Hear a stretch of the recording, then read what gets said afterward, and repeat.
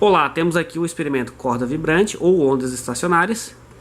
Ele usa um sistema de um motor elétrico e gera a frequência através desse sistema que transforma movimento circular em movimento linear.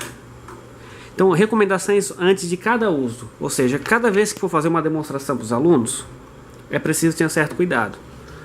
Onde aparece juntas com parafuso, nessa parte e aqui, colocar uma gota de óleo de máquina de costura, tá? Pode ser qualquer marca, óleo de máquina de costura. Em supermercado vocês vão achar por 3 até 5 reais esse vidrinho. Esse vidrinho de 100 ml aqui vai durar uns 5 anos, tá? Ele é uma gotinha. E outra gota aqui na parte de cima do mancal. Essa peça branca, que é o mancal linear, ele é feito de teflon, então ele é muito liso e o atrito é baixo. E a haste é feita em latão. Então esse é um cuidado básico. Outro cuidado, antes de fazer uma apresentação, lubrificar bem, ver se ele está solto. O motor ele vai aquecer com o tempo, então o que eu recomendo? Faça uma demonstração de 1 minuto, pode dar uma explicação para os alunos, mas uma demonstração e assim por diante. Porque ele força o motor, esse motor ele é novo, ele chega a uma RPM máxima de 4.000 RPM se tiver livre, então o que não acontece, porque temos a corda.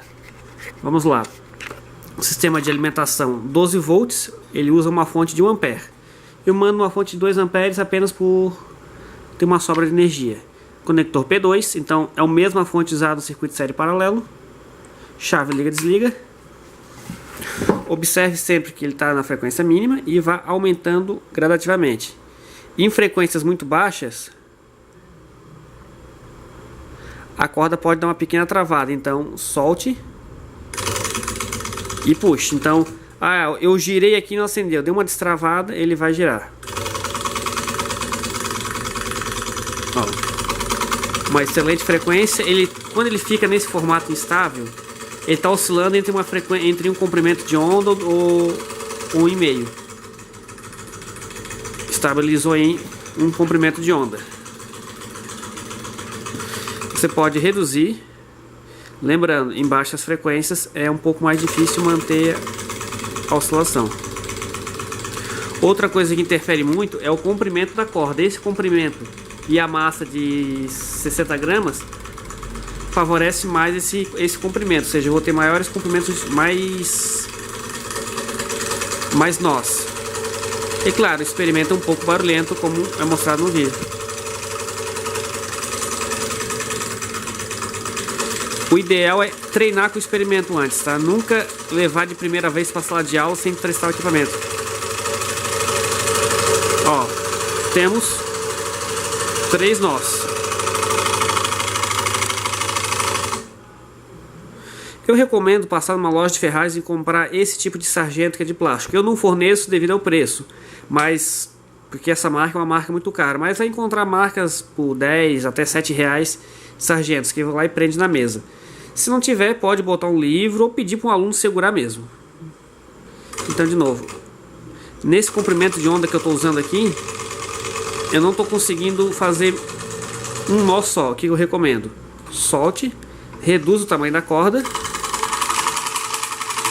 Opa! Reduzir o tamanho da corda.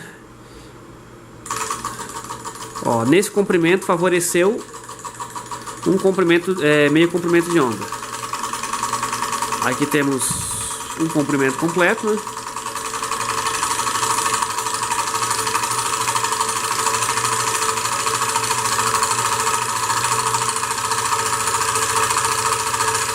E um comprimento e meio.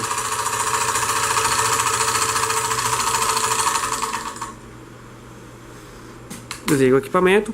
Aqui fica o transistor que controla a potência, então ele aquece, é normal, mas ele está a 1/7 da potência máxima dele, então nem chega perto de poder queimar ele. Durante o uso, evitar botar o dedo aqui, óbvio, então não deixe o aluno mexer.